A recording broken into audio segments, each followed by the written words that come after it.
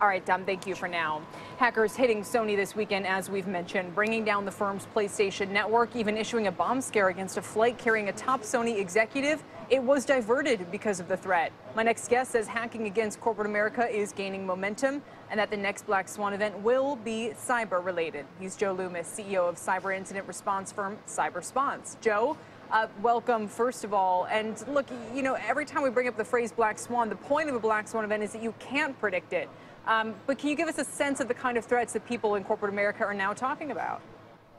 The latest threat that I'm starting to see is the fact that the Black Swan is real, and the fact that we cannot prevent or actually even understand what is going to happen next. The vulnerability landscape is massive right now, and that's going to be the scary part, is that boards need to understand that we have to react fast, we have to react smart, and we have to react very quickly, because the adversary is growing really quick, and if you don't keep up with him, they're obviously going to win the race. And that's what we want to understand, is that this country is definitely at threat, especially for our infrastructure, our healthcare systems, as well as our financial markets. But the DDoS attack on Sony was actually, something that they were already addressing in their last quarter's earnings call and ramping up their servers. And this is a trend that we've seen growing among smaller companies being held ransom. Now, the terrorism threat to the Sony executive was a new tweak on it, but this is still a trend that we've been seeing. So I just want to understand the difference between something that's unpredictable versus a very clear trend that Sony has been in the process of trying to avoid.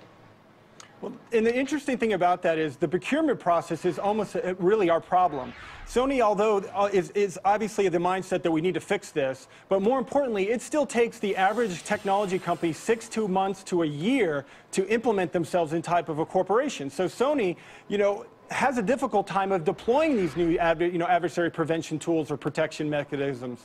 And that's the problem, is that corporate America doesn't adopt fast enough to the the growth and the exponential growth of technology. So this threat is constantly going to happen because we're not prepared quick enough. The tools are out there, but they're actually not deployed quick enough. But the threats are also evolving at the same time. And when I talk to CEOs, especially in the banking sector, which has been very popular targets of some of these denial of service attacks, they say, look, we built our technology to thwart the prior threat, but we didn't even see the new one coming. I mean, how can a company like Sony and some of these financial institutions, how should they be planning ahead for some of these attacks and trying to get in front of some of these threats? Preparation. Preparation is going to be your #1 key. Planning, executing simulated attacks, understanding what your threat landscape is, understanding where your vulnerabilities are, and then understanding that there's risk to be accepted. You're going to have to accept from a board level that you're going to be compromised. It is not possible to prevent a compromise. The only thing you can control is how well you respond to a compromise and how long the compromise remains. Joe, let me just ask this, because we don't have much time left in the segment, but as the broader public is affected by these issues, obviously anybody on that plane, it was diverted. I guess what you need to know is how quickly can a company respond, even if they're contracted with a firm like yours.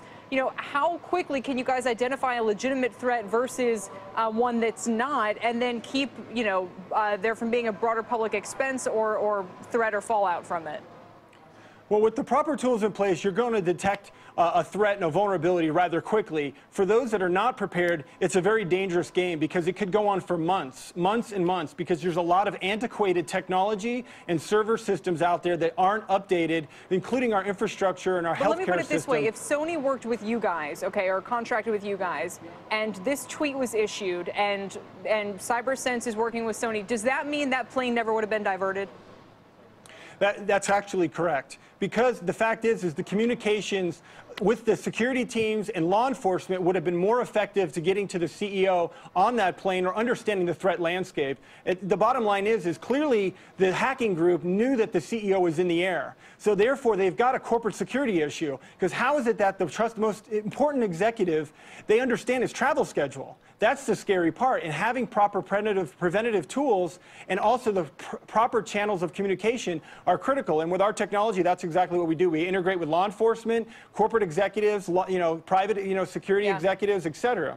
Yeah, well, and hopefully you guys can, prevent this kind of stuff from happening going forward. As you said, if it is a growing threat, we'll leave it there for now. Joe Loomis is the CEO of Cybersponse. Joe, thank you. Thank you so much. Appreciate it. California wine country.